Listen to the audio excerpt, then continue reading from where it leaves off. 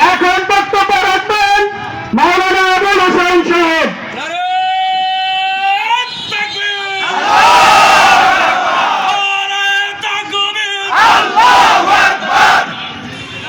আসসালামু আলাইকুম ওয়া রাহমাতুল্লাহি ওয়া বারাকাতুহু।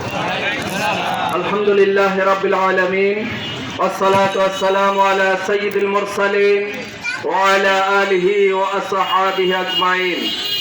শহীদি কাফেলা আপামর ছাত্র জনতার প্রিয় ঠিকানা বাংলাদেশ জামাত ইসলামীর কেন্দ্র ঘোষিত কর্মসূচি পালন হাইমচর উপজেলা শাখার আজকের এই বিক্ষোভ কর্মসূচিতে উপস্থিত আছেন বাংলাদেশ জামাত ইসলামীর হাইমচর উপজেলা শাখার সাবেক সংগ্রামী আমির বিশিষ্ট আলেমে দ্বীন আলহাজ হযরত মাওলানা আব্দুল হক সাহেব।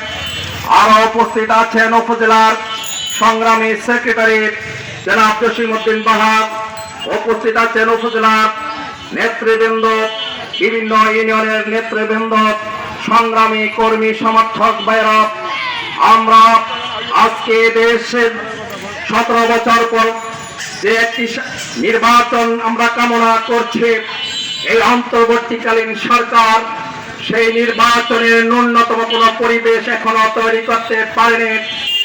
এদেশের মেজরিটি ভোটার যাদের বিগত নির্বাচনগুলোতে ভোট দেওয়ার সুযোগ হয়নি, সেই নতুন ভোটাররা যে নতুন ইমেজের আনন্দ এবং একটি উৎসব মুখর পরিবেশে ভোট কেন্দ্রে গিয়ে ভোট দিয়ে তার মতের মূল্যায়ন করবে, সেই সুষ্ঠু পরিবেশ দেওয়ার জন্য যে লেভেল ফিল্ড প্লেইং তৈরি করার কথা ছিল, নির্বাচন কমিশন তার কিছুই এখনো পর্যন্ত প্রদর্শন করতে সক্ষম হয়নি।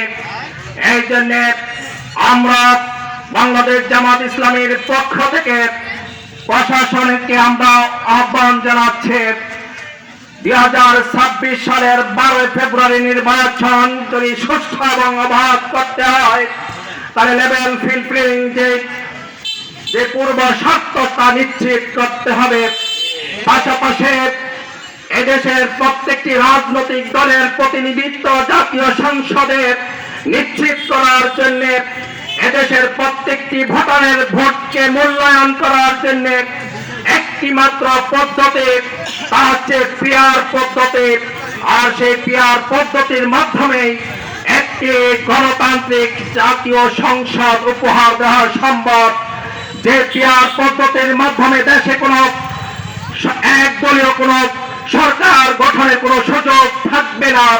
যে পিআর পদ্ধতি নির্বাচনের মাধ্যমে সকল রাজনৈতিক দলের অংশগ্রহণমূলক সরকার গঠন হবে, যেখানে ওই মেজরিটির দোহাই দিয়ে আইন করে নিজের পক্ষে মতামত নিয়ে নিজের দলের নেতাকর্মীর আঙ্গুল ফোড়ানোর যে কর্মসূচি, সেই সুযোগ থাকবে না।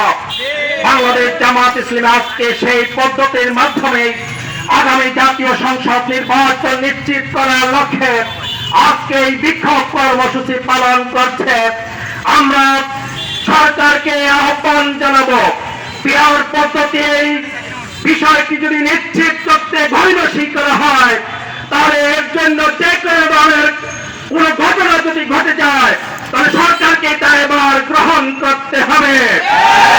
এই জন্য আমরা গণতান্ত্রিক পদ্ধতির মাধ্যমে অন্তর্বর্তীকালীন সরকারকে অবহিত করতে চাই, আমরা ফ্যাসিস্টকে আমরা 17 বছরে আমরা তাকে বাংলাদেশ থেকে আমরা পালিয়ে যেতে বাধ্য করিনি, সে যেতে বাধ্য হয়েছে।